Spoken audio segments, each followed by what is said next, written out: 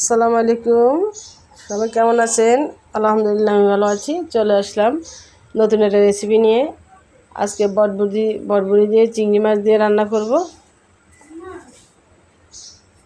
এখানে আমি কিছু বটবড়ি নিয়েছি। বটবড়ি ধুয়ে ভালোভাবে ধুয়ে নিয়েছি। সাথে একটা আলু কুচিয়ে নিব। আলু ধুয়ে কুচিয়ে নিয়েছি। মরিচ কুচি, পেঁয়াজ কুচি, ধনেপাতা কুচি নিয়েছি।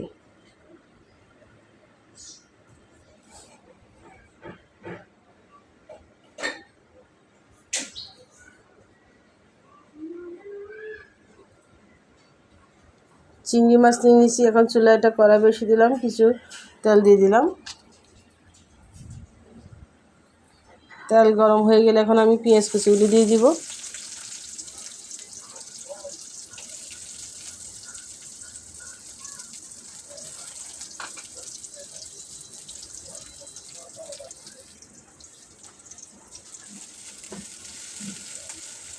পেঁয়াজ কুচিগুলো ভালোভাবে নেড়ে ছেড়ে একটু লালচে ভাব করে নিয়ে আসতে হবে। কাঁচা ভাবটা চলে যাবে ভাজার সাথে সাথে। এখন আমি চিংড়ি মাছগুলো দিয়ে দিব। চিংড়ি মাছগুলো একটু ভালোভাবে নেড়ে ছেড়ে একটু ভেজে নিব তেলের মধ্যে।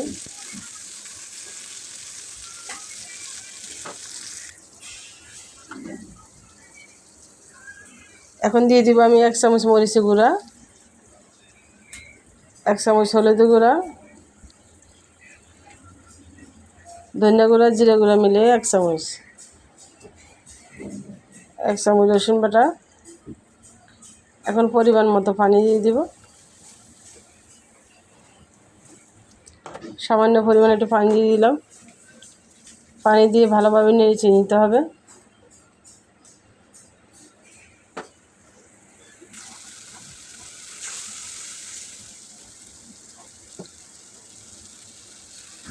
একসাথে ভালোভাবে নেড়ে নিয়ে কষিয়ে নিব। এখন আমি কিছু কাঁচামরিচ কুচি দিয়ে দিব।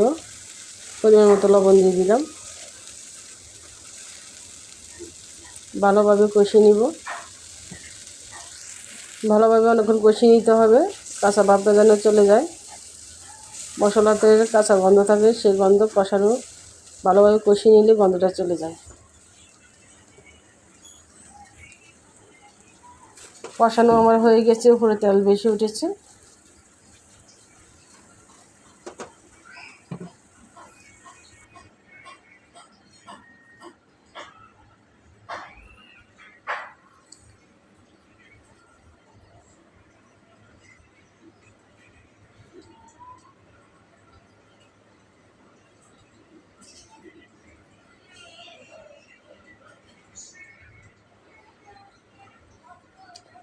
আমার ভিডিও যদি ভালো লেগে থাকে অবশ্যই লাইক শেয়ার করবেন।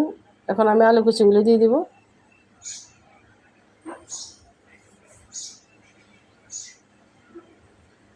আলু দিয়ে ভালোভাবে নেড়ে নিতে হবে। মশলার সাথে আলুগুলো মিশিয়ে নিতে হবে।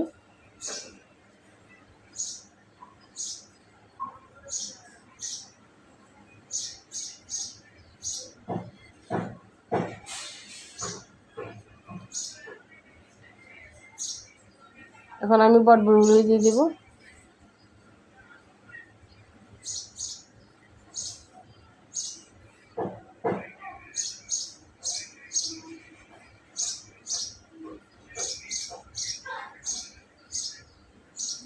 আলু আর বটবড়ি একসাথে ভালোভাবে মিশিয়ে নিতে হবে।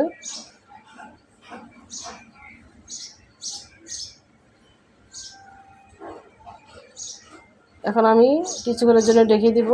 এটা ঢাকনা দিয়ে ঢেকে দিব। ফিরে আসছি কিছুক্ষণ পর। এখনও কষানো হয়নি, উল্টিয়ে দেখলাম। আরও ভালোভাবে কষাইতে হবে। সবজি যত বেশি কষাবো ততই স্বাদ বাড়বে। সবজি কষানোর থেকে তরকারি স্বাদ হয়।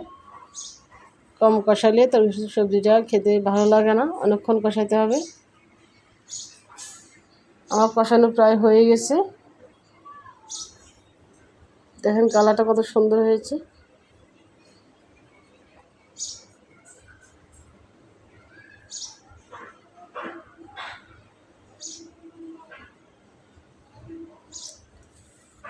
এখন আমি পরিমাণ মতো পানি দিয়ে দেব।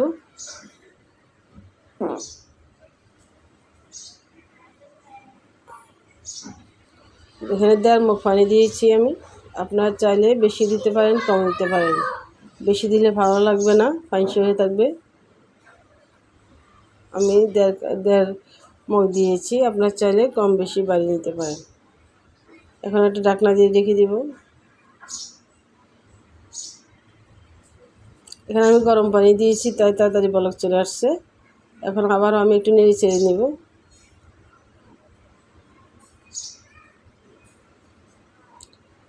সবজিগুলো এখনও ভালোভাবে সিদ্ধ হয়নি, তাই আবার রেখে দিব ঢাকনা দিয়ে।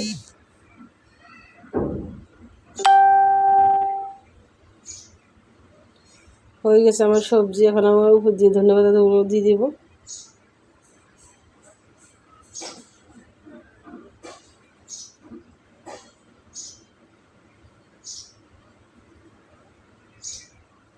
আবারও ঢাকনা দিয়ে রেখে দিব। ধনে পাতা দেওয়ার পরে বেশিক্ষণ রাখবো না চুলায়। এখন আমি নামিয়ে ফেলবো। হয়ে গেছে আমার আলু বটবড়ি দিয়ে চিংড়ি মাছ রান্না। খুবই মজাদার একটা রেসিপি। ভালো লাগলে লাইক শেয়ার করতে ভুলবেন না, অবশ্যই সাবস্ক্রাইব করবেন। আল্লাহ হাফেজ।